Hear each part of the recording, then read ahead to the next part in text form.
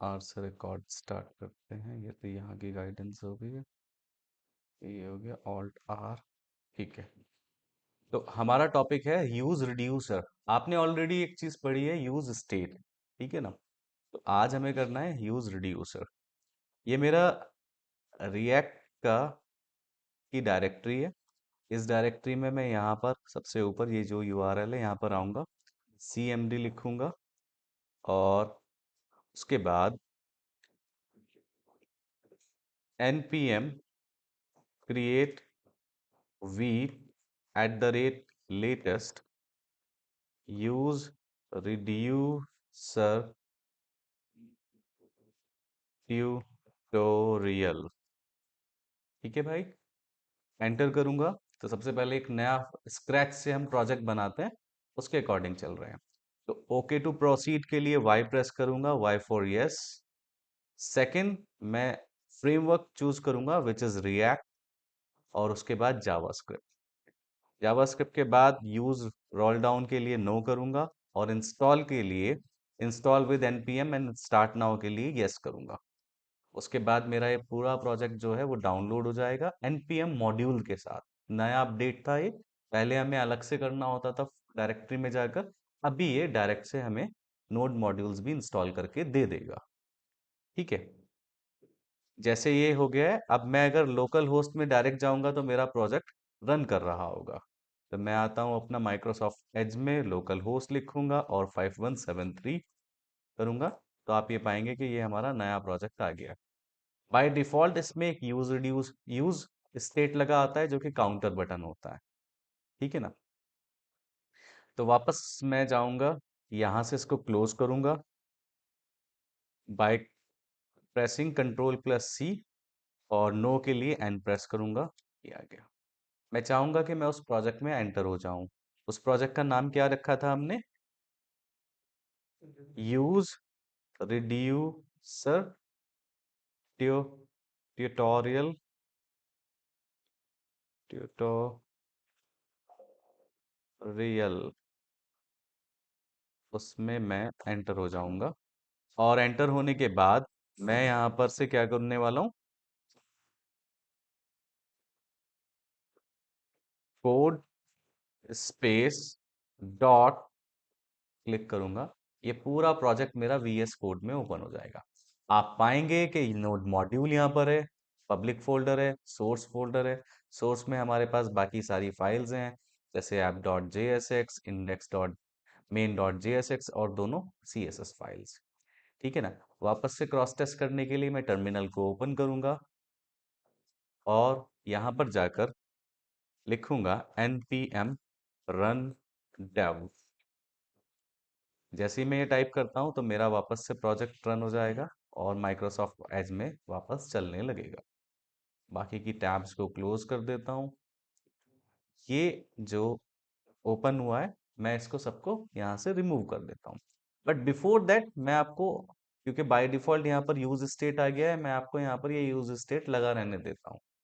इसी की हेल्प से मैं आपको समझाने की कोशिश करूंगा कि कैसे हम यूज रिड्यूसर को यूज कर सकते हैं और क्या होता है एक्चुअली यूज रिड्यूसर। ठीक है ना।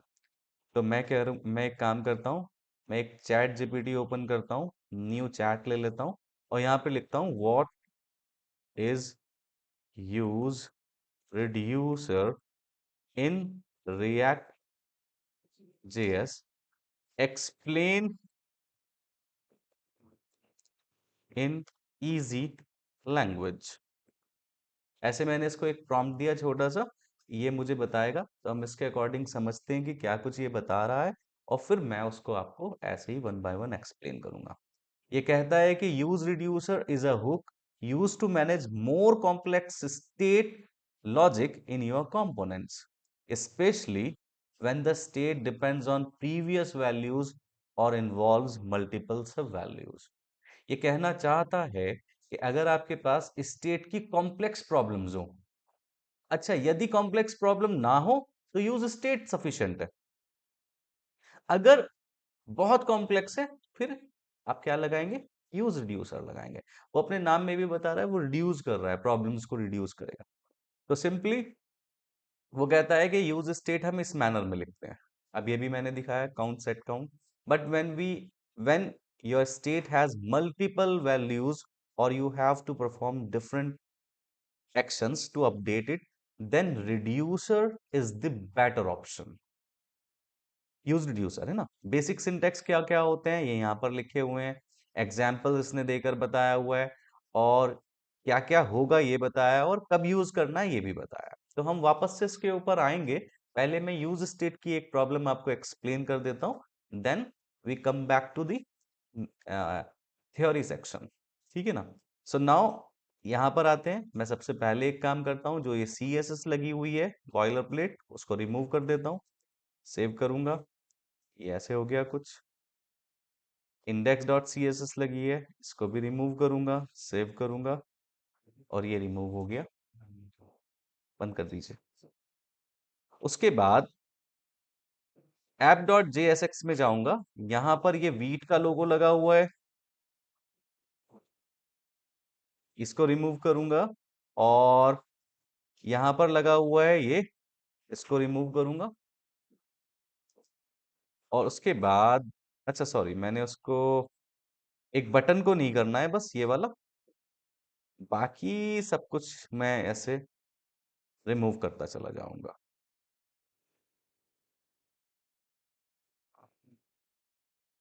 मैंने रिमूव कर दिया। यहाँ पर मेरा ये काउंटर बटन लगा रह गया है, ठीक है ना। सो काउंटर बटन को थोड़ा सा इंक्रीज कर लेता हूँ, सो दैट आपके पास, आपको पता है काउंटर बटन में मैंने क्या किया हुआ है, एक ऑन क्लिक लगा हुआ है, सेट काउंट किया हुआ है, और काउंट के अंदर इसने काउंट की वैल्यू को इंक्रीज कर दिया ऊपर सेट काउंट। ये वाला हमारा सिंपल एक लॉजिक है। ठीक है जी। यदि मुझको यही इस तरह की वैल्यू चाहिए तो ऐसे काम हो रहा है। अगर कोई कॉम्प्लेक्स प्रॉब्लम आ रही है तो मैं क्या करूं, ये बेसिकली हमारा जो आज का सेशन है वो उसके ऊपर बेस्ड है।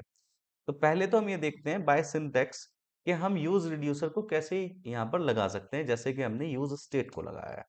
तो सबसे पहले देखते हैं, हम लिखेंगे कॉन्स्ट, सेम ब्रैकेट्स लगाएंगे, यहाँ पर लिखेंगे यूज रिड्यूसर।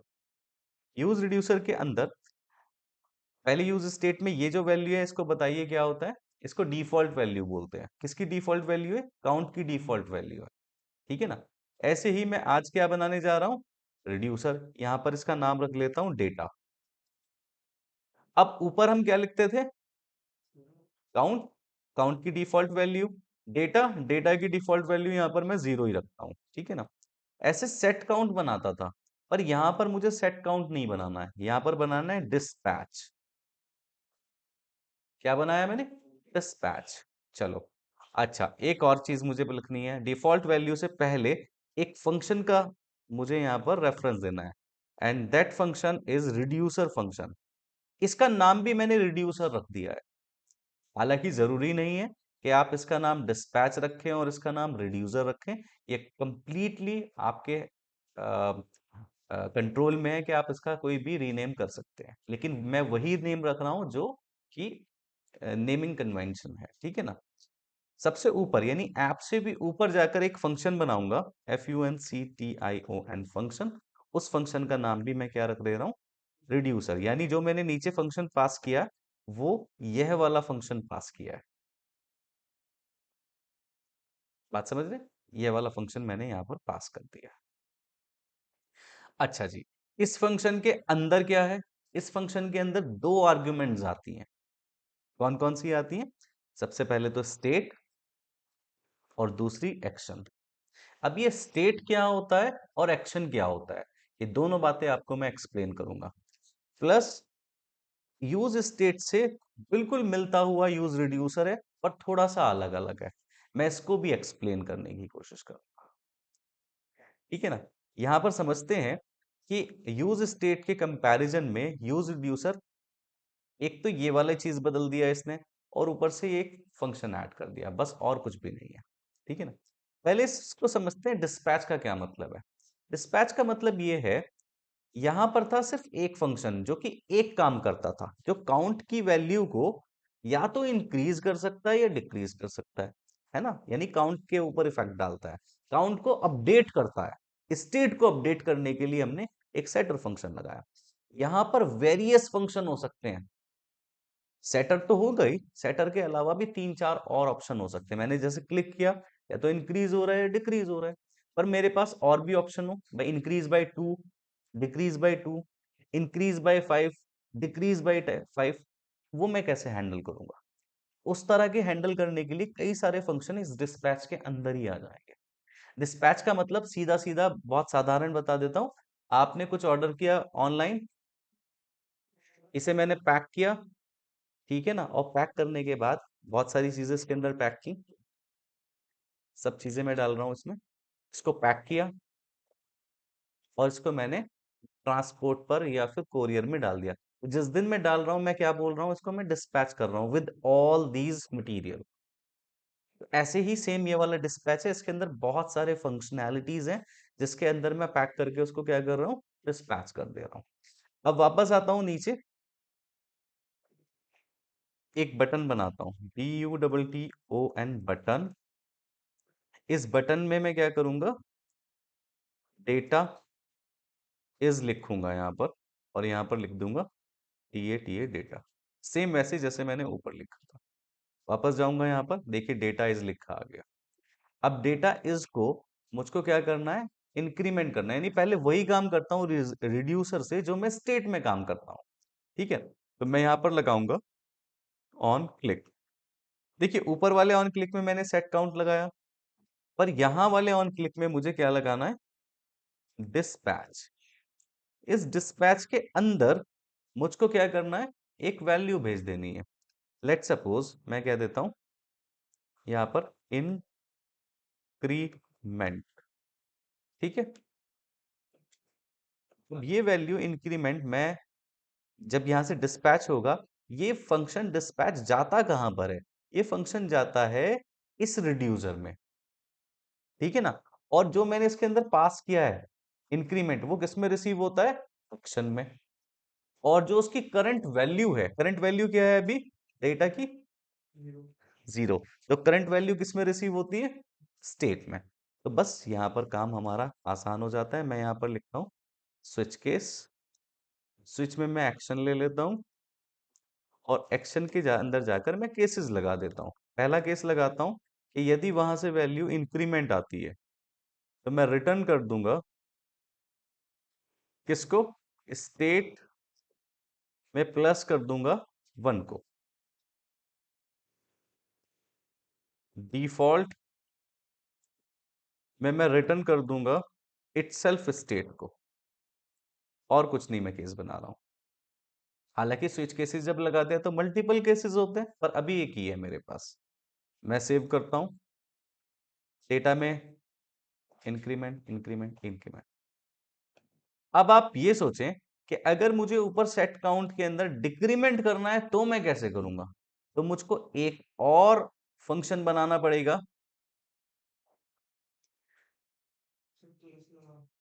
लेकिन डिस्पैच वाले कॉन्सेप्ट में, रिड्यूसर वाले कॉन्सेप्ट में मुझे क्या करना पड़ेगा, मैं सिर्फ यहां पर आऊंगा, एक फंक्शन और बनाता हूं। इस वाले फंक्शन में मैं क्या लिखता हूं,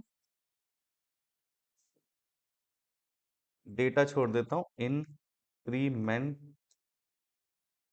और इसमें मैं क्या करता हूं, MENT डिक्रीमेंट। बस यहां पर मुझे क्या लिखना होगा, DE डिक्रीमेंट। और इस एक डिक्रीमेंट से मैं ऊपर जाकर सिर्फ एक केस बनाऊंगा, दैट्स इट। केस क्या है, डिक्रीमेंट। और नीचे जाकर रिटर्न में मैं क्या करूंगा, स्टेट के अंदर से माइनस करा दूंगा 1, दैट्स इट। आप देखेंगे इंक्रीमेंट में इंक्रीमेंट हो रहा है, डिक्रीमेंट, लेकिन डिक्रीमेंट में तो डिक्रीमेंट नहीं हो रहा है। ठीक है, कुछ और सोचते हैं कि क्या गड़बड़ हो रही है। हाँ, बात तो सही है। जब मैं इंक्रीमेंट कर रहा हूँ, डेटा का इंक्रीमेंट हो रहा है, डिक्रीमेंट हो रहा है, मैंने अंदर लिख दिया, मैं उसको हटा देता हूँ। मैं इस डेटा को यहां से हटाकर यहां पर लिखता हूँ डेटा। अभी देखिएगा, जब मैं इंक्रीमेंट करता हूँ, जब मैं डिक्रीमेंट करता हूँ, इंक्रीमेंट भी हो रहा है एंड डिक्रीमेंट भी हो रहा है, इंक्रीमेंट डिक्रीमेंट। अब मैं चाहूंगा कि मैं कुछ और भी काम करूं। लेट सपोज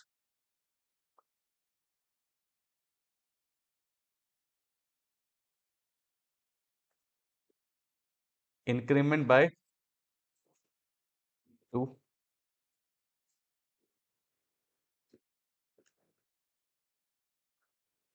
यहाँ पर मैंने क्या बनाया, इंक्रीमेंट बाय 2, जो मैसेज पहुंचा रहा हूं ऊपर उसमें मैं क्या कर देता हूँ, सेम।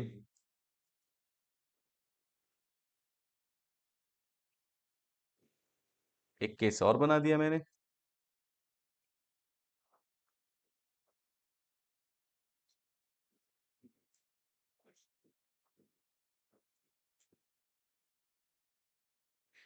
इंक्रीमेंट 2 कर दिया उसको, और इस बार यहां पर क्या कर देता हूँ, 2। ऐसे ही डिक्रीमेंट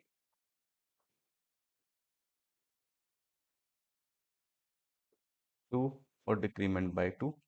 सेम मैं यहाँ पर डिक्रीमेंट का भी एक फंक्शन ले लेता हूँ।